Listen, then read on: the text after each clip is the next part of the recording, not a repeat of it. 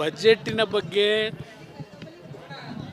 ಒಟ್ಟಾರೆ ಬಜೆಟ್ನ ನಾನು ಹೇಳೋದಾದರೆ ಇದು ಒಂದು ಉತ್ತಮವಾದಂಥ ನರೇಂದ್ರ ಮೋದಿಯವರು ಪದೇ ಪದೇ ಹೇಳ್ತಕ್ಕಂಥ ವಿಕಸಿತ ಭಾರತ ಮತ್ತು ಆತ್ಮನಿರ್ಭರ ಭಾರತ 2047ಕ್ಕೆ ನಾವೇನು ದೇಶದ ಸ್ವಾತಂತ್ರ್ಯದ ಶತಮಾನೋತ್ಸವವನ್ನು ಆಚರಣೆ ಮಾಡ್ತಕ್ಕಂಥದ್ದಿದೆ.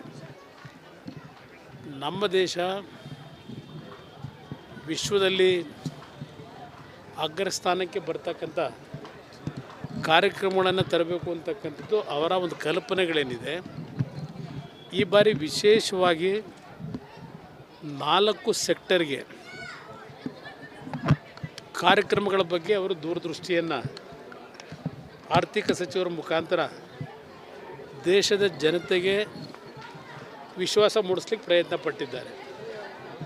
ಒಂದು, ದೇಶದಲ್ಲಿರ್ತಕ್ಕಂಥ ಬಡತನ, ನಿರುದ್ಯೋಗದ ಸಮಸ್ಯೆ, ಯುವಕರಿಗೆ ರೈತರ ಸಮಸ್ಯೆ ಮತ್ತು ಮಹಿಳೆಯರಿಗೆ ಸ್ವಾವಲಂಬಿಗಳಾಗಿ ಬದುಕ್ತಕ್ಕಂಥ ಆರ್ಥಿಕ ಶಕ್ತಿಯನ್ನು ತುಂಬತಕ್ಕಂಥ ಕಾರ್ಯಕ್ರಮ.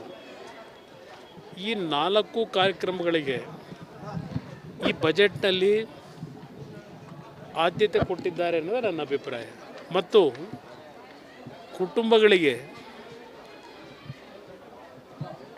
ಆರ್ಥಿಕವಾಗಿ ಶಕ್ತಿಯನ್ನು ತುಂಬತಕ್ಕಂಥದ್ದಷ್ಟೇ ಅಲ್ಲ, ಆ ಕುಟುಂಬಗಳ ಒಂದು ನಿರ್ವಹಣೆಗೆ ಖರ್ಚು ವೆಚ್ಚಕ್ಕೆ ಅವರಿಗೆ ಹಣ ದೊರಕತಕ್ಕಂಥ ರೀತಿಯ ಒಂದು ಯೋಜನೆಗಳನ್ನು ಇಟ್ಟಿದ್ದಾರೆ. ಇವತ್ತು ಮಕ್ಕಳ ಒಂದು ಶಿಕ್ಷಣಕ್ಕೆ ಹಲವಾರು ರೀತಿಯ ಒಂದು ಈಗಿನ ಮಾಹಿತಿ ತಂತ್ರಜ್ಞಾನವನ್ನು ಇವತ್ತೇನು ಉಪಯೋಗ ಮಾಡ್ಕೊಳ್ತಕ್ಕಂಥದ್ದು, ಅದರ ಜೊತೆಯಲ್ಲಿ ಸ್ಟಾರ್ಟಪ್ಗಳ ಮುಖಾಂತರ ಇವತ್ತು ಸ್ಟಾರ್ಟಪ್ಗಳು ಕೇವಲ ಇಂಡಸ್ಟ್ರಿಗಳನ್ನು ಇಡ್ತಕ್ಕಂಥದ್ದಕ್ಕೆ ಎನ್ಕರೇಜ್ಮೆಂಟ್ ಏನು ಕೊಡ್ತಾಯಿದ್ರು. ನಮ್ಮ ಕೃಷಿ ವಲಯದಲ್ಲೂ ಸಹ ಸ್ಟಾರ್ಟಪ್ಗಳಿಗೆ ಹೆಚ್ಚಿನ ಒಂದು ಆದ್ಯತೆ ಕೊಟ್ಟು ಅದಕ್ಕೆ ಸುಮಾರು 10,000 ಕೋಟಿ ಹಣವನ್ನು ಇಟ್ಟಿದ್ದಾರೆ. ಹಲವಾರು ರೀತಿಯಲ್ಲಿ ಕೃಷಿ ವಲಯದ ಆರ್ಥಿಕ ಶಕ್ತಿಯನ್ನು ತುಂಬಬೇಕು ಅಂತಕ್ಕಂಥದ್ದು ಸಹ ಒಟ್ಟಾರೆ ಕಾರ್ಯಕ್ರಮದಲ್ಲಿ ನಾವು ಈ ಬಜೆಟ್ನಲ್ಲಿ ಕಾಣ್ಬೋದು. ನನ್ನ ಅಭಿಪ್ರಾಯ ಕರ್ನಾಟಕಕ್ಕೆ ಅಷ್ಟೇ ಅಲ್ಲ, ಇಡೀ ದೇಶಕ್ಕೆ ಇವತ್ತೇನು 50 ಲಕ್ಷ ಕೋಟಿ ರೂಪಾಯಿಗಳ ಬಜೆಟ್ ಇದು. ಪ್ರತಿಯೊಂದು ಜಿಲ್ಲೆಗಳು, ಪ್ರತಿಯೊಂದು ರಾಜ್ಯದ ಕಾರ್ಯಕ್ರಮಗಳನ್ನು ಯಾವುದೇ ಬಜೆಟಲ್ಲೂ ಘೋಷಣೆ ಮಾಡಲ್ಲ. ಅದು ಇರ್ತಕ್ಕಂಥದ್ದು ಸಹಜ. ಈಗ ಕರ್ನಾಟಕ ರಾಜ್ಯದಲ್ಲೇ ಬಜೆಟ್ ಮಂಡನೆ ಮಾಡ್ತಾರೆ. ಪ್ರತಿಯೊಂದು ತಾಲೂಕಿನ ಹೆಸರುಗಳನ್ನ ಹೇಳಿ ಈ ತಾಲೂಕಿಗೆ ಇಷ್ಟು ಕೊಟ್ಟಿದ್ದೇವೆ ಅಷ್ಟು ಕೊಟ್ಟಿದ್ದೇವೆ ಅಂತ ಹೇಳ್ತಾರೆ. ಇದು ಒಟ್ಟಾರೆ ಸಮಗ್ರವಾಗಿ ಪ್ರತಿ ಇಲಾಖೆಯಲ್ಲಿ ಏನೇನು ಕೇಂದ್ರ ಸರ್ಕಾರದ ಕಾರ್ಯಕ್ರಮಗಳು ರಾಜ್ಯ ಸರ್ಕಾರದ ಜೊತೆಗೂಡಿ ಮಾಡ್ತಕ್ಕಂಥ ಕಾರ್ಯಕ್ರಮಗಳಿಗೆ ಹಣದ ಹಂಚಿಕೆ ಆಗಬೇಕು. ಆ ಹಂಚಿಕೆ ಆಯಾ ಇಲಾಖೆಗಳಲ್ಲಿ ಮೀಸಲಿಡ್ತಾರೆ. ವಿಶೇಷವಾಗಿ ಹೆಸರುಗಳನ್ನು ಹೇಳಲಿಕ್ಕಾಗೋದಿಲ್ಲ. ಈಗ ನಮ್ಮ ಸಿದ್ದರಾಮಯ್ಯನವ್ರು ಹೇಳಿರೋದೇ ನೋಡಿದ್ದೇನೆ. ರಾಜ್ಯದ ಮುಖ್ಯಮಂತ್ರಿಗಳು ನಮಗೆ ನೀರಾವರಿ ಕೊಟ್ಟಿಲ್ಲ, ಅದಕ್ಕೆ ಕೊಟ್ಟಿಲ್ಲ, ಇದಕ್ಕೆ ಕೊಟ್ಟಿಲ್ಲ ಹೇಳ್ತಾರೆ. ಒಂದು ನಿಮಿಷ, ಈ ದೇಶ ಸ್ವಾತಂತ್ರ್ಯ ಬಂದಿದ್ದು ನಾವು 1947. 1983ನೇ ಇಸ್ವಿಯವರೆಗೆ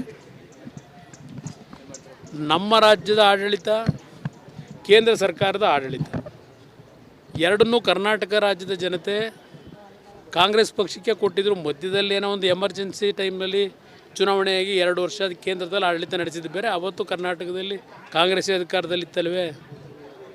ನಿಮ್ಮ ಆರಂಗಿ, ಹೇಮಾವತಿ, ವಾಟೆಹೊಳೆ, ಕಬಿನಿ ಈ ಒಂದು ಜಲಾಶಯಗಳು ನಿರ್ಮಾಣ ಕೇಂದ್ರದಲ್ಲಿ ಅಧಿಕಾರ ನಡೆಸಿದಂಥ ಕಾಂಗ್ರೆಸ್ಸಿಂದ 1 ನಯಾ ಪೈಸೆ ಬಿಡುಗಾಸು ಕೊಟ್ರ ಕೇಂದ್ರ ಸರ್ಕಾರದಿಂದ ಈ ಯೋಜನೆಗಳಿಗೆ. 50 ವರ್ಷ ದೇಶ ಆಳಿ. ಒಂದು ಬಾರಿ ಹಾಸನ ಜಿಲ್ಲೆಯ ಜನತೆ ರಾಜಕೀಯ ಶಕ್ತಿ ತುಂಬಿದಂಥ ಸನ್ಮಾನ್ಯ ದೇವೇಗೌಡರು ಪ್ರಧಾನಮಂತ್ರಿಗಳಾದಾಗ 17 ಸ್ಥಾನ ಗೆಲ್ಲಿಸಿದ್ರಿ ಕರ್ನಾಟಕ ರಾಜ್ಯದ ಜನತೆ. ಅದು ಒಂದು ಬಾರಿ ಅವರು ಪ್ರಧಾನಮಂತ್ರಿಗಳಾದಾಗ ಏನೊಂದು ಆಕ್ಸಿಲರೇಟೆಡ್ ಇರಿಗೇಷನ್ ಸ್ಕೀಮ್ ಅಂತಕ್ಕಂಥದ್ದನ್ನು ದೇಶಕ್ಕೆ ತಂದರು. ಕರ್ನಾಟಕಕ್ಕೆ ಸುಮಾರು 15 ರಿಂದ 20 ಸಾವಿರ ಕೋಟಿ ಕೇಂದ್ರ ಸರ್ಕಾರ ಜಲಾಶಯಗಳ ನಿರ್ಮಾಣಕ್ಕೆ ನೀರಾವರಿ ಯೋಜನೆಗಳಿಗೆ ಕೊಟ್ಟಂಥದ್ದು. ಅದು ಹೊರತುಪಡಿಸಿ ಕಾಂಗ್ರೆಸ್ನವ್ರಿಗೆ ಏನು ನೈತಿಕತೆ ಇದೆ ಚರ್ಚೆ ಮಾಡಲಿಕ್ಕೆ? ಕುಮಾರಸ್ವಾಮಿ ಕೇಂದ್ರದಲ್ಲಿ ಮಂತ್ರಿ, ಪ್ರಹ್ಲಾದ್ ಜೋಶಿ ಮಂತ್ರಿ, ಇನ್ನು 3 ಜನ ಸ್ಟೇಟ್ ಮಿನಿಸ್ಟರ್ ಇದ್ದಾರೆ. ಅವ್ರು ಯಾರು ಪ್ರಧಾನಮಂತ್ರಿಗಳ ಮುಂದೆ ಮಾತಾಡೋ ಶಕ್ತಿ ಇಲ್ಲ ಅಂತ ಹೇಳ್ತಾರೆ. ನನ್ನ 2 ಇಲಾಖೆ, ಒಂದು ಹೆವಿ ಇಂಡಸ್ಟ್ರಿ, ಮತ್ತೊಂದು ಉಕ್ಕಿನ ಮಂತ್ರಿಯಾಗಿ ಏನು ಕೆಲಸ ಮಾಡ್ತಾ ಇದ್ದೇನೆ. ಆಂಧ್ರ ಪ್ರದೇಶದಲ್ಲಿ RINL ಡಿಸ್ಇನ್ವೆಸ್ಟ್ಮೆಂಟ್ ಆಗಿ ಖಾಸಗಿಯವರಿಗೆ ಮಾರಾಟ ಮಾಡ್ತಕ್ಕಂಥ ತೀರ್ಮಾನಗಳಾಗೋಗಿತ್ತು ಕ್ಯಾಬಿನೆಟ್ನಲ್ಲಿ. ಒಂದು ಬಾರಿ ಕ್ಯಾಬಿನೆಟ್ನಲ್ಲಿ ತೀರ್ಮಾನ ಆದಮೇಲೆ ಮತ್ತೆ ಅದನ್ನು ರಿವರ್ಸ್ ಮಾಡ್ತಕ್ಕಂಥದ್ದು ಕೇಂದ್ರ ಸರ್ಕಾರದಲ್ಲಿ ಇಲ್ಲ. ಇಂಥ ಒಂದು ನಿಯಮಗಳಿದ್ದಾಗ ಆಂಧ್ರ ಪ್ರದೇಶದ ಜನತೆ, ವಿಶಾಖಪಟ್ಟಣದ ಆ ಒಂದು RINL ಕಾರ್ಖಾನೆ, ನಾನೇನು ಭೇಟಿ ಕೊಟ್ಟೆ ಮಂತ್ರಿ ಆದಮೇಲೆ, ಅಲ್ಲಿಯ ಪರಿಸ್ಥಿತಿಗಳನ್ನು ಗಮನಿಸಿ ಕಳೆದ 5 ತಿಂಗಳ ನನ್ನ ಒಂದು ಕೇಂದ್ರ ಸರ್ಕಾರದ ಮನವೊಲಿಸ್ತಕ್ಕಂಥಲ್ಲಿ ನರೇಂದ್ರ ಮೋದಿಯವ್ರನ್ನೂ ಇರ್ಬೋದು, ಆರ್ಥಿಕ ಸಚಿವರನ್ನ ಮನವೊಲಿಸಿ ಇವತ್ತು ಕಾರ್ಖಾನೆಗೆ ಒಂದು ಜೀವ ಕೊಟ್ಟೆ. ಸುಮಾರು 11,440 ಕೋಟಿ ಇವತ್ತು RINL ಮುಳುಗಿತ್ತು. 35,000 ಕೋಟಿ ಲಾಸ್ನಲ್ಲಿದೆ. ಇವತ್ತು ಆ ಕಾರ್ಖಾನೆ ಮತ್ತೆ ಮೊದಲನೇ ಸ್ಥಾನಕ್ಕೆ ತರ್ತಕ್ಕಂಥ ನಿರ್ಣಯ ಮಾಡಿದ್ದೇನೆ. ಇಲ್ಲಿ ನಮ್ಮ ಮೇಲೆ ದೂರ್ತಕ್ಕಂಥ ಕಾಂಗ್ರೆಸ್ ನಾಯಕರಿಗೆ ಕೇಳ್ತೀನಿ, ಈ ಕ್ಷಣದವರೆಗೆ ಯಾರಾದರೂ ಒಬ್ಬರು 7 ತಿಂಗಳಾಯ್ತು ನಾನು ಮಂತ್ರಿಯಾಗಿ, ಕರ್ನಾಟಕಕ್ಕಿಂತದ್ದು ಬೇಕು ಅಂತ ನನ್ನ ಮುಂದೆ ಯಾರಾದರೂ ಬಂದು ಚರ್ಚೆ ಮಾಡಿದ್ದೀರಾ? ಒಂದು ಕುದುರೆಮುಖ ಕಾರ್ಖಾನೆ QSL, ನಾನು ಮೊದಲನೇ ಸೈನ್ ಹಾಕಿದ್ದೆ ಆ QSL ಸಂಸ್ಥೆಯನ್ನು ಉಳಿಸಬೇಕು ಅಂತ ಹೇಳಿ. ಅಲ್ಲಿ ಈಗ 1,400 ಜನ ಕೆಲಸ ಮಾಡ್ತಾ ಇದ್ದಾರೆ. 1,700 ಕೋಟಿ ಹಣ ಆರ್ಥಿಕ ನೆರವನ್ನು ಕೊಡ್ತಕ್ಕಂಥದ್ದಕ್ಕೆ ತೀರ್ಮಾನ ತಗೊಂಡೆ. ನಾನು ತೀರ್ಮಾನ ಕೊಟ್ಟ ತಕ್ಷಣಲೇ ಆ ಕಾರ್ಖಾನೆ ಮುಚ್ಚಿಸ್ಲಿಕ್ಕೆ ಏನೇನು ಈ ರಾಜ್ಯ ಸರ್ಕಾರ ಏನೇನು ಮಾಡಿದ್ರಿ? ಮತ್ತು ಅಲ್ಲಿಯ ಮಂಗಳೂರು ಭಾಗದ ನಿರುದ್ಯೋಗ ಕೆಲಸ ಕಳ್ಕೊಂಡಂಥವ್ರು ಬಂದು ನನ್ನ ಹತ್ರ ಚರ್ಚೆ ಮಾಡಿದ್ರು. ಈಗ ಅದಕ್ಕೆ NMDCಗೆ ನಾನು ಮರ್ಜ್ ಮಾಡ್ತಕ್ಕಂಥ ತೀರ್ಮಾನ ಮಾಡಿ ಆ ಸಂಸ್ಥೆ ಉಳಿಸ್ತೆ. ಒಂದು ಕಾಲದಲ್ಲಿ ಅದು ನವರತ್ನ ಸ್ಟೇಟಸಲ್ಲಿ ಇದ್ದಂಥದ್ದು QSL ಮುಗಿಸ್ಲಿಕ್ಕೆ ಹೊರಟ್ರಿ.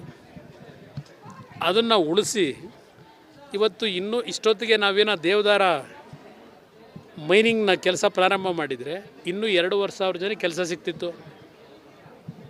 ಪ್ರಾರಂಭ ಮಾಡಲಿ ಗಡ್ಡೆ ಪಡಿಸಿದ್ರಿ. ಇನ್ನು HMTದು ನೀವೇ ನೋಡ್ತಾ ಇದ್ದೀರಿ ಪ್ರತಿನಿತ್ಯ. ಅದಕ್ಕೊಂದು ಜೀವ ಕೊಡಬೇಕು ಅಂತ ಹೊರಟ್ರೆ ಈಗ ಶುರು ಮಾಡಿದ್ದೀರಿ. ಅದೇನೋ ಅರಣ್ಯ ಇಲಾಖೆ ಭೂಮಿ ಅದು ಅಂತ. ಅದರಿಂದ ನಮ್ಮ ಮುಂದೆ ನೀವೇನು ಮನವಿನೇ ಕೊಡದೆ ಪ್ರಧಾನಮಂತ್ರಿಗಳ ಮುಂದೆ ಇವ್ರಿಗೋಗಿ ಮಾತಾಡೋ ಶಕ್ತಿ ಇದೆಯಾ ಅಂತ ಅಂದ್ಬಿಟ್ಟು ಕೇಳಿದಿರಲ್ಲ. ಹೌದಪ್ಪ, ಶಕ್ತಿ ಇದ್ದಿದ್ದಕ್ಕೇ ಇವತ್ತು ಆಂಧ್ರ ಪ್ರದೇಶದಲ್ಲಿ ವಿಶಾಖಪಟ್ಟಣದಲ್ಲಿ ಮೊನ್ನೆ 2.5 ಗಂಟೆ ಏರ್ಪೋರ್ಟಿಂದ ಕಾರ್ಖಾನೆವರೆಗೆ ಮೆರವಣಿಗೆ ಮಾಡಿದ್ರು. ಅಲ್ಲಿ ಜನ ತೋರಿಸಿದಂಥ ಪ್ರೀತಿ ಯಾತಿಗೆ ತೋರಿಸಿದ್ರು? ಆ ಕಾರ್ಖಾನೆ ಮುಗೀತು, ಇನ್ನು ಸಾಧ್ಯವೇ ಇಲ್ಲ ಅಂತಕ್ಕಂಥ ತೀರ್ಮಾನಕ್ಕೆ ಬಂದೋಗಿದ್ರಲ್ಲ. ಒಂದು ಹಿಸ್ಟಾರಿಕಲ್ ಡಿಸಿಷನ್ನ ತಗೋಬೇಕಾದ್ರೆ ಕನ್ನಡಿಗರು ನನಗೆ ಕೊಟ್ಟ ಶಕ್ತಿನೇ ಉಪಯೋಗ ಮಾಡಿದ್ದೀನಿ. ಅಲ್ಲಿ ಭದ್ರಾವತಿ ಈ ಸರ್ಕಾರ ಎಷ್ಟು ಮಟ್ಟಿಗೆ ನನಗೆ ಬೆಂಬಲ ಕೊಡ್ತಾರೋ ಬಿಡ್ತಾರೋ ಗೊತ್ತಿಲ್ಲ. ಕರ್ನಾಟಕ ರಾಜ್ಯದಲ್ಲಿ ವಿಶ್ವೇಶ್ವರನ ಹೆಸರಿನಲ್ಲಿ ಅರಸರ ಕಾಲದಲ್ಲಿ ಮಾಡಿರೋದು, ಮೈಸೂರು ಅರಸರ ಕಾಲದಲ್ಲಿ. ಆ ಕಾರ್ಖಾನೆಗೂ ಇವತ್ತು ಜೀವ ಕೊಡ್ತಕ್ಕಂಥದ್ದಕ್ಕೆ ಈಗಾಗಲೇ ಪ್ರೋಸೆಸ್ ಪ್ರಾರಂಭ ಮಾಡಿದ್ದೀನಿ. ಮೊನ್ನೆ ಜಾರ್ಖಂಡ್ಗೆ ಹೋಗಿದ್ದೆ 2 ದಿನ. ಜಾರ್ಖಂಡ್ನಲ್ಲಿ ಅಲ್ಲಿಯ ಒಂದು ರಿವ್ಯೂ ಮೀಟಿಂಗ್ ಮಾಡಿದೆ. ಅಲ್ಲಿ ಬೊಕಾರೋ ಸ್ಟೀಲ್ ಪ್ಲ್ಯಾಂಟ್ಗೆ 20,000 ಕೋಟಿ ಇನ್ವೆಸ್ಟ್ಮೆಂಟ್ ಮಾಡ್ತಾಯಿದ್ದೀವಿ ಬೊಕಾರೋದಲ್ಲಿ. ನೀವಿಲ್ಲಿ ನಮ್ಮನ್ನು ಯಾವ ಥರ ಉಪಯೋಗ ಕುಮಾರಸ್ವಾಮಿ ಕರ್ನಾಟಕಕ್ಕೆ ಬರ್ತಾನೆ ಅಂದರೆ ಒಟ್ಟು ನಾವು ನಿಮಗೆ ಯಾವ ನೈತಿಕತೆ ಇಟ್ಕೊಂಡಿದ್ರಿ ಚರ್ಚೆ ಮಾಡಲಿಕ್ಕೆ? ಅದರಿಂದ ಇಲಾಖಾವಾರು ಏನೇನು ಕೊಡಬೇಕು ಕೊಡ್ತಾರೆ ಇರ್ತಕ್ಕಂಥ ವ್ಯಾಪ್ತಿ ಒಳಗೆ, ಪರಿಮಿತಿ ಒಳಗೆ. ಅದರಿಂದ ನಾನು ಈ ರೀತಿಯ ಹೇಳಿಕೆಗಳಿಗೆ ಸೀಮಿತ ಮಾಡ್ಕೊಂಡು ಸಂಘರ್ಷ ಮಾಡ್ಕೊಂಡ್ರೆ ಏನೂ ಉಪಯೋಗ ಬರಲ್ಲ. ಇದನ್ನು ಅವ್ರಿಗೆ ಸ್ಪಷ್ಟವಾಗಿ ಹೇಳಲಿಕ್ಕೆ ಬಯಸ್ತೀನಿ. ರಾಜ್ಯದಲ್ಲಿ ಪ್ರಚಲಿತ ಬಿಜೆಪಿಲೂ ಒಳ ಜಗಳ ಇದೆ, ಕಾಂಗ್ರೆಸ್ನಲ್ಲಿ ಇದೆ, ನಿಮ್ಮ ಪಕ್ಷದಲ್ಲೂ ನಮ್ಮ ಪಕ್ಷದಲ್ಲಿ ಏನಿದೆ, ಜಿಟಿ ದೇವೇಗೌಡರು ಏನಾಗಿದೆ ಮಾತಾಡ್ತಾರೆ. ಬಿಡಿ, ಅವ್ರದ್ದು 15 ವರ್ಷದಿಂದ ನೋಡಿದ್ದೀನಿ, ತಲೆ ಹಾಕಿ ಹಿಡಿಸ್ಕೊತೀರಿ. ಅವ್ರು ಹೊಗಳೋದು ಎಷ್ಟೊತ್ತು ಮತ್ತು ಬೈಯೋದು ಎಷ್ಟೊತ್ತು. ನಮ್ಮ ಪಕ್ಷದಲ್ಲಿ ಯಾವುದೇ ರೀತಿ ಗೊಂದಲಗಳಿಲ್ಲ. ಅವ್ರಿಗೆ ವೈಯಕ್ತಿಕವಾದ ಏನೋ ಸಮಸ್ಯೆಗಳಿರ್ಬೋದು, ಪಕ್ಷದ ಸಮಸ್ಯೆ ಅಲ್ಲ ಅದು. ಅವ್ರ ವೈಯಕ್ತಿಕ ಸಮಸ್ಯೆಗಳಿಂದ ಅವ್ರದ್ದೇನೋ ಪರ್ಸನಲ್ ಅಜೆಂಡಾಗಳಿರ್ಬೋದು. ಆದರೆ ನಮ್ಮ ಪಕ್ಷದಲ್ಲಿ ಯಾವುದೇ ಗೊಂದಲ ಇಲ್ಲ, ಯಾವುದೇ ಗುಂಪುಗಾರಿಕೆ ಇಲ್ಲ. ಬೇರೆ ಪಕ್ಷದ ಅವ್ರ ಪಕ್ಷಕ್ಕೆ ಸೇರಿರ್ತಕ್ಕಂಥ ಅದಕ್ಕೆ ನಾನು ಉತ್ತರ ಕೊಡೋದು ತಪ್ಪಾಗುತ್ತೆ. ಅವ್ರ ಹೈಕಮಾಂಡ್ ಇದೆ, ಅವರದೆಲ್ಲ ಸರಿಪಡಿಸ್ಕೊತಾರೆ. ಅದು ನಮಗೆ ಸಂಬಂಧ ಇಲ್ಲ. ಕಾಂಗ್ರೆಸ್ನವ್ರು ಅವ್ರು ತೀರ್ಮಾನ ಮಾಡ್ಕೋಬೇಕು, ಅದು ನನಗೇನು ಸಂಬಂಧ. ನಾನು ನೋಡಿ, ಬಜೆಟಲ್ಲಿ ಬರದೇ ಇರ್ಬೋದು. ಹಾಸನದ ಏರ್ಪೋರ್ಟ್ ವಿಷಯದಲ್ಲಿ ಈಗಾಗಲೇ ನಾನು ಸಿವಿಲ್ ಏವಿಯೇಷನ್ ಮಿನಿಸ್ಟರ್ ಹತ್ರ ಚರ್ಚೆ ಮಾಡಿ ಅಲ್ಲಿಂದಲೇ ಏನಾದರೂ ಹೆಚ್ಚಿನ ರೀತಿಯಲ್ಲಿ ನೆರವನ್ನು ಪಡಿಬೇಕು ಅನ್ನೋದಕ್ಕೆ ಪ್ರಯತ್ನ ಪಡ್ತಾ ಇದ್ದೇನೆ. ಅದಕ್ಕೆ ರಾಜ್ಯ ಸರ್ಕಾರ ಸ್ಪಂದಿಸಬೇಕು. ಇವತ್ತು ಅಲ್ಲಿ ಏನೇನು ನಡೆದಿದೆ, ಸ್ಥಳೀಯವಾಗಿ ಯಾರ್ಯಾರು ಸೇರ್ಕೊಂಡು ಏನೇನು ಭೂಮಿ ಹೊಡೆದು ಏನೋ ಬಡಾವಣೆ ರಚನೆ ಮಾಡಿ ನಾವು ಏರ್ಪೋರ್ಟ್ ಮಾಡಿದ್ರೆ ಜನ ಓಡಾಡೋಕ್ಕಲ್ಲ ಮಾಡಬೇಕು ಅಂತ ದೇವೇಗೌಡರ ಕನಸು. ನಮ್ಮ ರೈತರು ಬೆಳೀತಕ್ಕಂಥ ಬೆಳೆಗೆ ಒಂದು ಹೊಸ ಪದ್ಧತಿಯಲ್ಲಿ ರೈತರ ಕೃಷಿ ವಲಯಕ್ಕೆ ಉತ್ತೇಜನ ಕೊಟ್ಟು ಬೆಳೆದಂಥ ಬೆಳೆ ವಿದೇಶಗಳಿಗೆ ಏರ್ ಕಾರ್ಗೋದಲ್ಲಿ ಎಕ್ಸ್ಪೋರ್ಟ್ ಮಾಡಿ ರೈತರ ಆರ್ಥಿಕ ಶಕ್ತಿಯನ್ನು ಸದೃಢಗೊಳಿಸಬೇಕು ಅನ್ನೋದು ದೇವೇಗೌಡರ ಒಂದು ಕನಸಿದೆ. 25 ವರ್ಷದಿಂದ ಪಾಪ ಅದ್ರ ಬಗ್ಗೆನೇ ಅವ್ರ ಚಿಂತೆ. ಇವರು ಎಷ್ಟರ ಮಟ್ಟಿಗೆ ಇವರು ಬೆಂಬಲ ಕೊಡ್ತಾ ಇದ್ದಾರೆ, ಇದು ಇರ್ತಕ್ಕಂಥ ಪ್ರಶ್ನೆ. ಸೆಂಟ್ರಲ್ ಮಿನಿಸ್ಟರ್ ಸಕಾರಾತ್ಮಕ ಸ್ಪಂದನೆ ಮಾಡಿದ್ದಾರೆ ಅದಕ್ಕೆ. ಯಾವುದು ಅವರು ಎಲ್ಲ ರೀತಿ ಸಕಾರಾತ್ಮಕ ಸ್ಪಂದಿಸಿದ್ದಾರೆ. ಜೊತೆಗೆ ಒಂದು ಇಲ್ಲಿಯ ಇನ್ಫ್ರಾಸ್ಟ್ರಕ್ಚರ್ ಸೆಕ್ರೆಟರಿ ಏನಿದ್ದಾರೆ, ಒಂದು ಸಭೆ ಕರೀರಿ ಅಂತಲೂ ರಿಕ್ವೆಸ್ಟ್ ಮಾಡಿದ್ದೀನಿ. ಮಿನಿಸ್ಟ್ರಿಗೆ ಕರೀತಾರೆ ಸದ್ಯದಲ್ಲೇ. ರಾಜ್ಯದಲ್ಲೇ ಅವರು ಹೋರಾಟ ಮಾಡಬೇಕು ಅನ್ನೋದಿದೆ. ಅವರು ನನಗೀಗೇನು ಹೆಚ್ಚಿನ ಜವಾಬ್ದಾರಿ ಪ್ರಧಾನಮಂತ್ರಿಗಳು ಕೊಟ್ಟಿದ್ದಾರೆ. ಇಲ್ಲಿ ಪಕ್ಷದ ಸಂಘಟನೆಗೆ ನನ್ನ ವಯಸ್ಸಿನ ಸಮಸ್ಯೆ ಇದ್ದರೂ ಪಕ್ಷದ ಸಂಘಟನೆಗೆ ಕಾರ್ಯಕರ್ತರಿಗೆ ಒಂದು ಶಕ್ತಿ ತುಂಬಲಿಕ್ಕೆ ನಾನೇ ಓಡಾಡಬೇಕು ಅಂತಕ್ಕಂಥ ನಿರ್ಧಾರ ಮಾಡಿದ್ದೀನಿ ಅಂತ ಈಗಾಗಲೇ ಘೋಷಣೆ ಮಾಡಿಬಿಟ್ಟಿದ್ದಾರೆ. ಈಗ ನನಗೆ ಬೇರೆ ಬೇರೆ ರೀತಿಯಲ್ಲಿ ಒತ್ತಡಗಳಿದೆ ಅಂತ ಹೇಳಿ.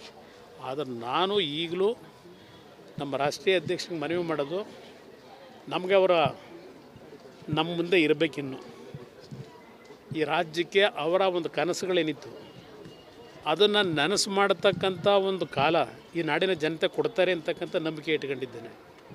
ಅದನ್ನು ಅವ್ರ ಕಣ್ಣಾರೆ ನೋಡಬೇಕು. ಅವ್ರು ಮಾಡೋಕ್ಕಾಗದೇ ಇದ್ದದನ್ನು ಇವತ್ತು ಈ ರಾಜ್ಯದ ಅಭಿವೃದ್ಧಿಗೆ ನನ್ನದೇ ಆದಂಥ ಒಂದು ಕಲ್ಪನೆ, ಅವರು ನಮಗೇನು ಮಾರ್ಗದರ್ಶನ ಕೊಟ್ಟಿದ್ದಾರೆ ಅದು ಇಟ್ಕೊಂಡಿದ್ದೇವೆ.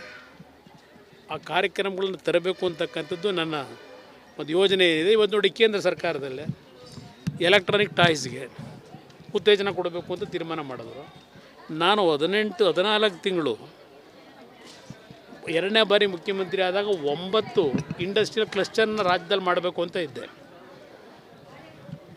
ಅದರಲ್ಲಿ ಕೊಪ್ಪಳದಲ್ಲಿ ಟಾಯ್ ಇಂಡಸ್ಟ್ರಿ ಮಾಡಬೇಕು ಅಂತ ಹೇಳಿ, ಲೆದರ್ನ ಒಂದು ಎನ್ಕರೇಜ್ ಮಾಡಬೇಕು ಅಂತೇಳಿ ಬಳ್ಳಾರಿನಲ್ಲಿ ಲೆದರ್ ಇಂಡಸ್ಟ್ರಿಗೆ ಒತ್ತು ಕೊಡಬೇಕು ಅಂತ ಮಾಡಿದ್ದೆ. ಇವತ್ತು ಕೇಂದ್ರ ಸರ್ಕಾರ ಲೆದರ್ ಇಂಡಸ್ಟ್ರಿ ಮುಖಾಂತರ ಎಕ್ಸ್ಪೋರ್ಟ್ನ ಇಲ್ಲಿ ಮ್ಯಾನುಫ್ಯಾಕ್ಚರ್ ಏನು ಮಾಡ್ತಾರೆ ಲೆದರ್ ಇಂಡಸ್ಟ್ರಿನಲ್ಲಿ 1,00,000 ಕೋಟಿ ಆದಾಯ ದೇಶದ ಒಂದು ಫಾರಿನ್ ಎಕ್ಸ್ಚೇಂಜಿಗೆ ತರಬೇಕು ಅಂತಕ್ಕಂಥ ಘೋಷಣೆ ಮೊನ್ನೆ ಮಾಡಿದ್ದಾರೆ. ನೆನ್ನೆ ಲೆದರ್ ಇಂಡಸ್ಟ್ರಿ ಮುಖಾಂತರ ಹಲವಾರು ಯೋಜನೆಗಳಿದೆ. ಲೆದರ್ ಇಂಡಸ್ಟ್ರಿ ಮುಖಾಂತರ ಸುಮಾರು 20 ಲಕ್ಷ ಯುವಕರಿಗೆ ಉದ್ಯೋಗ ದೊರಕಿಸ್ಕೊಡ್ಬೇಕು ಅನ್ನೋದಿದೆ ಆ ಕಾರ್ಯಕ್ರಮದಲ್ಲಿ. ಸ್ಟಾರ್ಟಪ್ಗಳ ಮುಖಾಂತರ ಹಲವಾರು ರೀತಿಯ ಒಂದು ಉತ್ತೇಜನ ಕೊಡ್ತಕ್ಕಂಥ ಯೋಜನೆಗಳು ಸಿದ್ಧ ಮಾಡಿದ್ದಾರೆ. ಇನ್ನು ಆರ್ಟಿಫಿಷಿಯಲ್ ಇಂಟೆಲಿಜೆನ್ಸು ಇವತ್ತು 500 ಕೋಟಿ ಇಟ್ಟಿದ್ದಾರೆ ಅದರಲ್ಲಿ. ನಾನು ಕರ್ನಾಟಕದಲ್ಲೂ ಸಹ ಅವರು ಗುಜರಾತ್ನಲ್ಲಿ ಈಗಾಗಲೇ ಪ್ರೋಸೆಸ್ ಪ್ರಾರಂಭ ಮಾಡಿಬಿಟ್ಟಿದ್ದಾರೆ. ನಾನು ಮನವಿ ಮಾಡ್ತಾ ಇದ್ದೇನೆ, ಕರ್ನಾಟಕದಲ್ಲೂ ಇದು ಕರ್ನಾಟಕ ಹಬ್ ಇಲ್ಲಿ ಸಾಫ್ಟ್ವೇರ್ ಇಂಡಸ್ಟ್ರಿಗೆ, ಆರ್ಟಿಫಿಷಿಯಲ್ ಇಂಟೆಲಿಜೆನ್ಸಿಗೆ ಕರ್ನಾಟಕದಲ್ಲೂ ಸಹ ಏನಾದರೂ ಮಾಡಿ ಒಂದು ಉತ್ತೇಜನ ಕೊಡಬೇಕು ಅನ್ನೋದ್ರ ಬಗ್ಗೆ ಗಮನ ಹರಿಸ್ತಾ ಇದ್ದೆ.